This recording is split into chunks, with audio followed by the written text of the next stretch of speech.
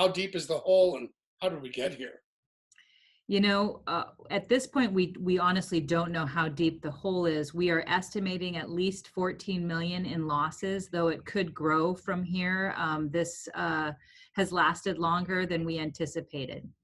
And the city was facing structural deficit leading into this. We had meetings earlier this year to talk about our bleak financial outlook, and that was before the pandemic hit. So we've got a significant challenge to deal with here in Everett. Can you describe just a little bit further in detail what a structural deficit really means?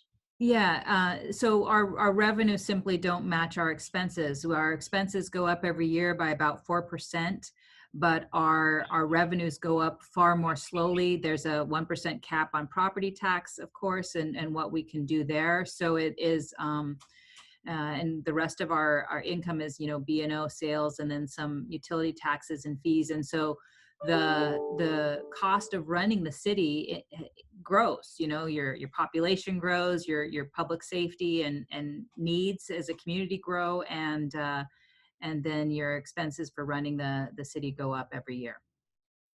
And you're really constrained with how you can even grow some of those opportunities. So it sounds like you made some decisions based on what kind of reality is right now, which seems like the logical thing to do. But that would include some other things such as training and traveling and some other programs that would likely require large groups, right? Can you talk about some of those?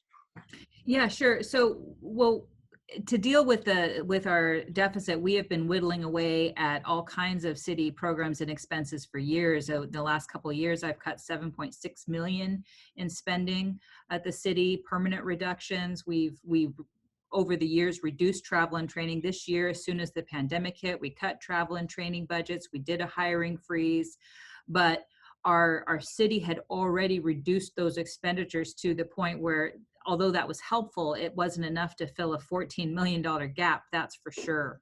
And so then we did a voluntary separation program, encouraging team members who were considering retirement to voluntarily leave the city. And those that did so, that allowed us to evaluate those positions, reorganize, and then permanently reduce some of those positions. I'd much rather reduce vacant positions than team members that we have here in the city. Then we moved to looking at layoffs and furloughs because we had so many people not able to work with the stay home, stay healthy order.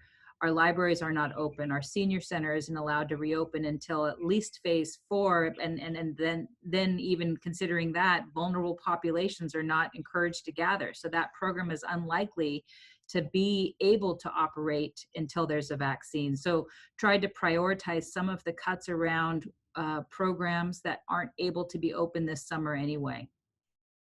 And at least with one of the unions that represent a number of the folks that work for the city, seem to come up with this concept that you and your administration are using COVID as an excuse to make those cuts. But the logic really kind of explains itself, it seems.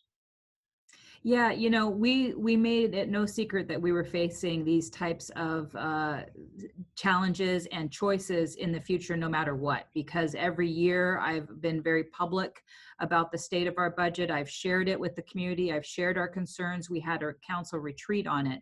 So there certainly wasn't hiding behind COVID. We knew that tough decisions were going to be ahead. The challenge that this pandemic presented is it brought all of those decisions that we were going to have to make in 2021 to the immediate current moment.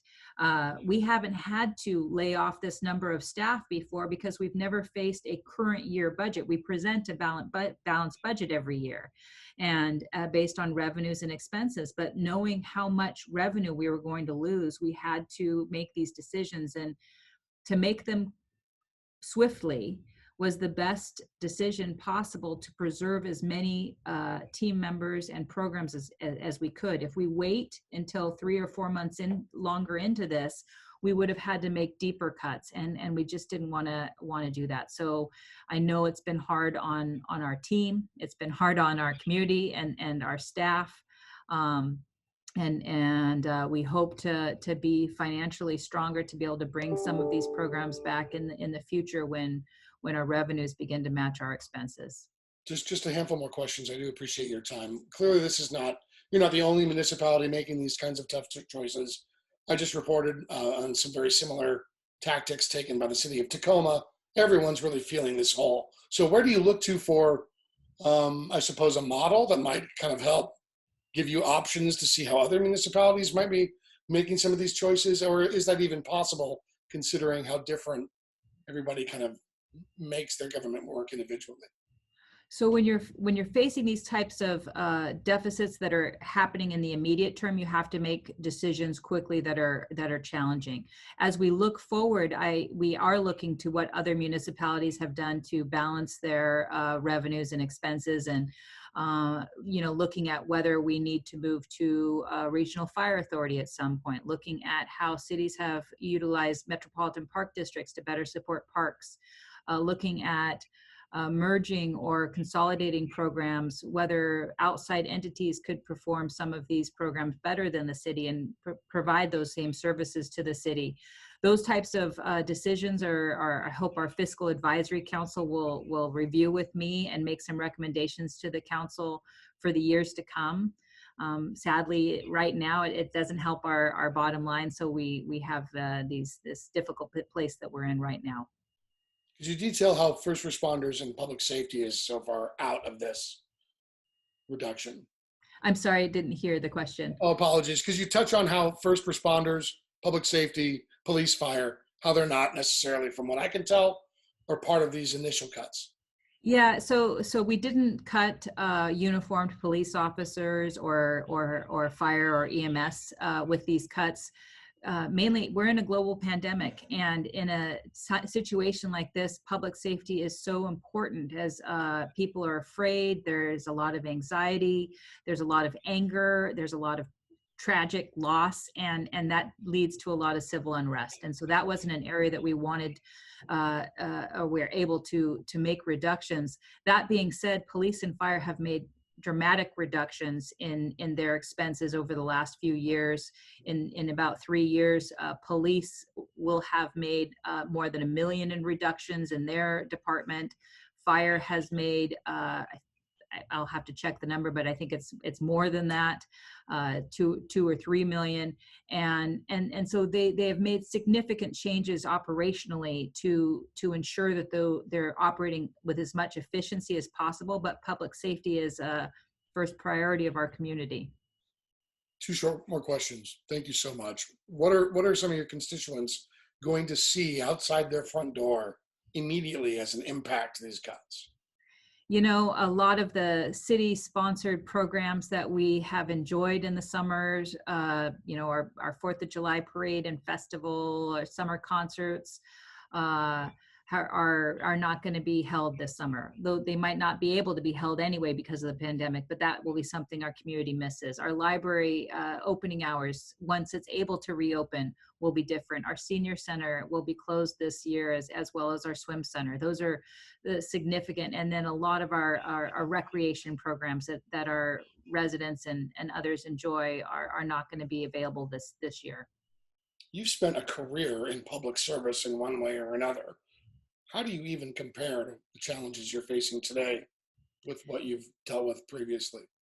Well, I think we are all dealing with the unprecedented time that we're in, the challenge that we're facing, and it's really showing the disparity in our community, the lack of equity, and the incredible need that people have for government programs and services, for their nonprofits that support them. We need these safety nets for our community, and the resources for those safety nets are going away. And so it is a very challenging time. I am grateful to lead in this community because we have so much care and collaboration, and people really do care about their neighbors in our city. Yeah, we turned the corner into 2020 with an economy chugging along, and all things were looking up. Yeah. Yeah. Any other thoughts you'd like to share? Anything you'd like to talk about? You haven't had a chance to already. I know that these are difficult cuts.